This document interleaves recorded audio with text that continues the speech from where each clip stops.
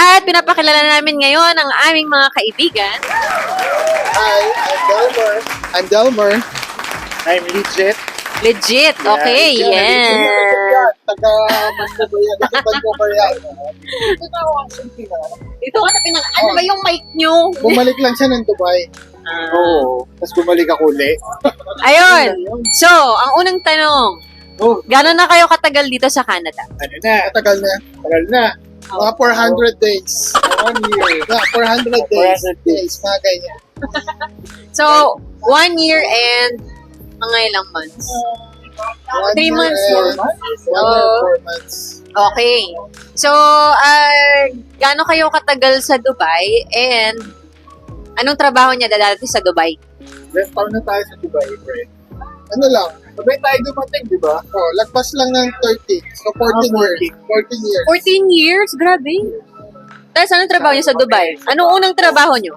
Sa lang yung naging namin trabaho doon sa bangko. So, nagsimula kami na teller. So, yun. Oh. 14. Parehas 14 pala kami, years. no? Kasi ako sa bangko din. Pero mga 9 years lang ako. Sila 14 years. Wow, tagal. Actually, maganda sa Dubai. Oh. Ganda siya. Kaya lang, hindi siya, walang hindi ka magiging immigrant. Oh. Walang citizenship. Tama. So, for the, pagka nagtagal na, kailangan nang bumalik ng Pinas. Tama, oo. Maluho masyadong mga tao ron eh. Oh, anong mga luho mo sa Dubai? Ay, mga travel, Oh. pagkain, Oh. Sapatos. sapatos, laruan, lahat-lahat. Sana all. Pero dito tuloy pa rin. Tuloy pa rin. Yun lang. Hindi naman, dito medyo, Darating din yung time medyo medyo bawas na. kailangan nakasettle mo.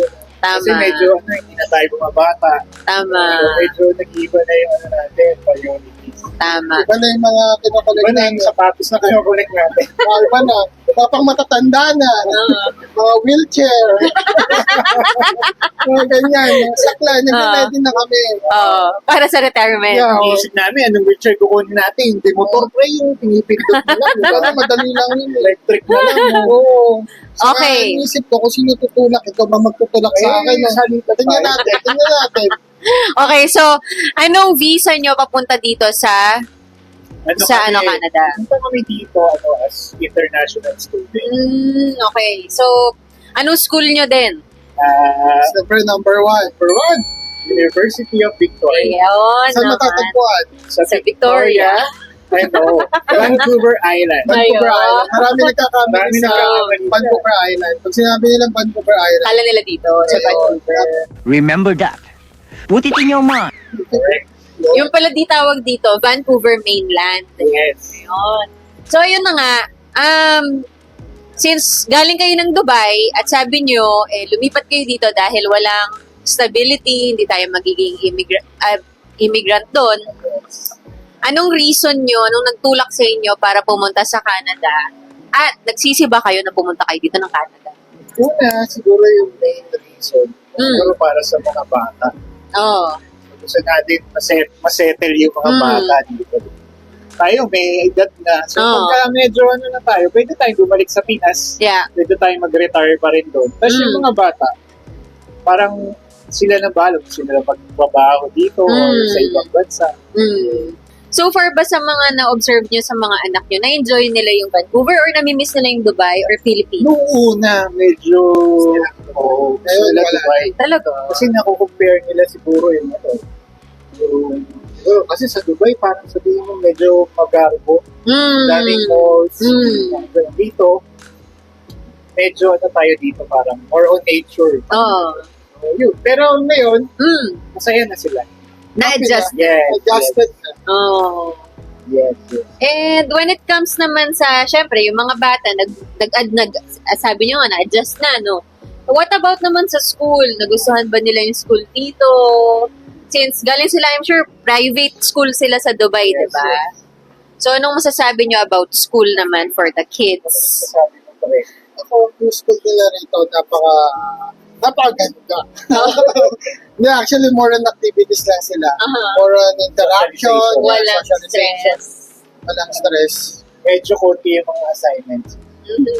Unlike sa So, diba, yung sa Dubai. Pinas, maraming pinapabili. Everyday Mga meron kang mga kainan. surprise na assignment. Oo. Dito wala ka ng sipin. Dito, napaka-relax nila. Kahit mag-absent ka ng 30 days, okay na. Yung mga anak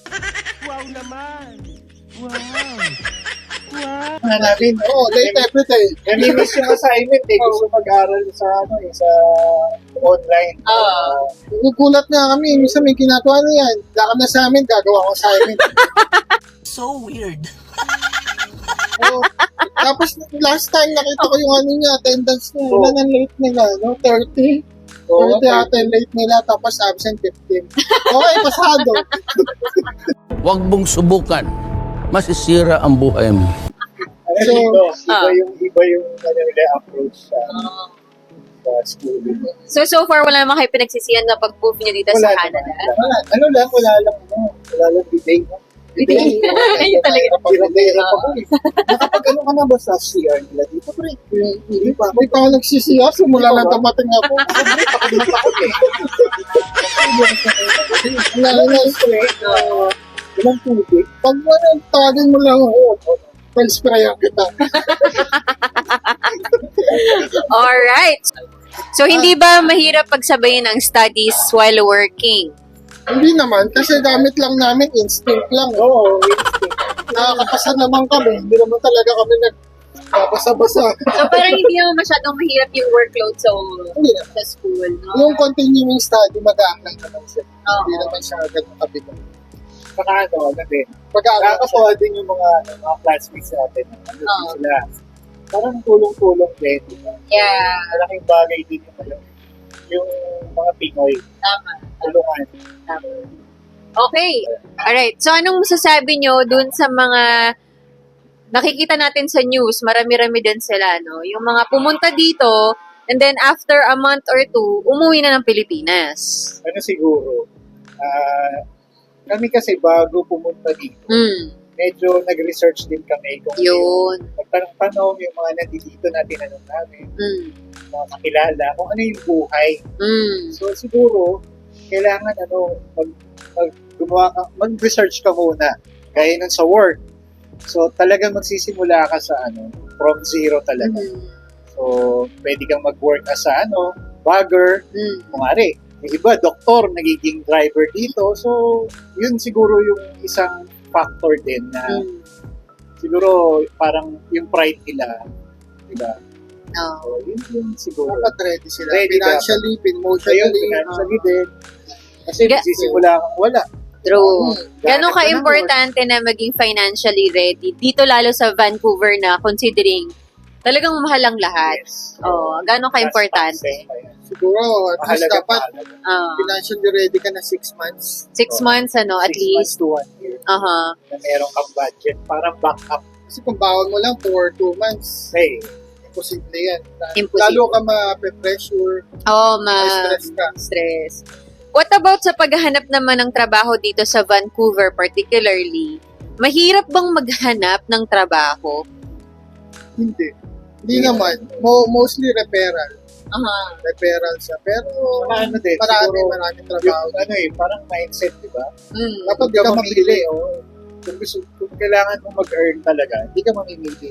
Lalo't Trabaho. nag-uumpisa lang tayo rito. Kahit ano yan. So yan. So, like for example, anong masasuggest nyo?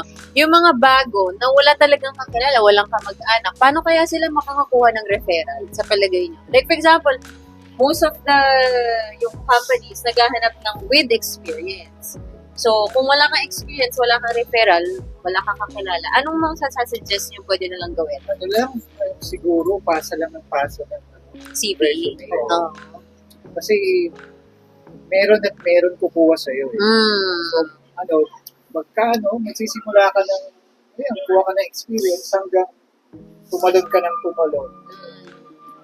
Ikaw sabi mo yung volunteering. Okay, saka yun nga, marami namang tawag dito. Pwede ka makipag-usap sa mga random na Pilipino rito. Tutulungan naman nila kayo. Tapos marami rin naman mga organization, mag-join kayo doon. Mag-build up kayo ng mga connections. Yun, magandang tip yun, ha? Connection. Connection, Oh. mga Bible study. Ang daling Bible study. Galing. Ano kami pa? Kahit sa Dubai, nagsimula kami ng Bible study. Ayun. kilala kong kaliskis mo. Oy. First day natin, di ba? May mga kilala kami nakakain ng isang araw dahil lang sa Bible study. Yung mga pumunta ng Nabuhay. Umalquay, wala Oo. silang pagkain. Oo. Pumunta silang Bible study. Busog sila. Busog, may sila. bago pa, no? Oo. Ano hindi lang siya, diba? Spiritual. Spiritual and food. Ang galing nga. Ayun, marami tayong natutunan dito sa mga kolokoy na to from Vancouver. So, ano naman yung mga usual, typical weekend ng mga Filipinos dito or kayo? Pag wala kayong pasok, pag walang pasok yung mga bata. Ako, busy kami. Busy ako. Lagi kami, biking. Mhm. Lagi kami nasa park, hiking, mga ganyan. Mhm. Marami ba? Marami ba ditong mga... Marami. Aha. Marami May- ring bear. Marami ding bear. Oo. Gusto ko talaga makita ng bear. Ay, naku.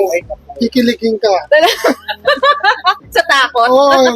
Tatakbo ka na lang. Tapos di mo alam kung makakabalik ka pa. Oo. Oh, Di ba ayun. lapitin ka ng bear? Lapitin ako ng bear. Mama bear, Papa bear. Si baby bear nakakatakot eh. Ako may kasama.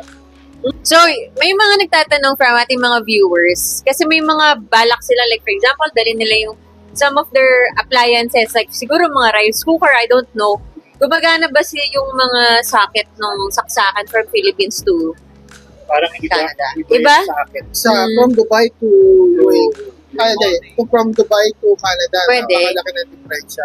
Kasi Oh. 220 volts to 120, di ba? Oo, so masisira yung... Hindi naman. Hindi naman. Ano, Parang advisable medyo to less pre? power. Parang hindi Iwan nyo na lang. Iwan na lang, ibenta na lang, no? Yan ang Facebook Marketplace. Yung bagahe. Ayun, Yan ang yung Facebook sinasabi. Marketplace. Maraming libre dyan. Correct. Correct. So, okay. Maraming salamat sa mga na-share niyong mga... Ay, sa natin oy, pala, yung mga Uy. sagot namin, joke lang po yun. Huwag po kayo maniniwala sa amin. So yun, maraming salamat sa ating guest for today at pinaunlakan nila tayong ma-interview sila dito sa Vancouver Island. Maraming salamat sa aming Sinigang Juice! Bye!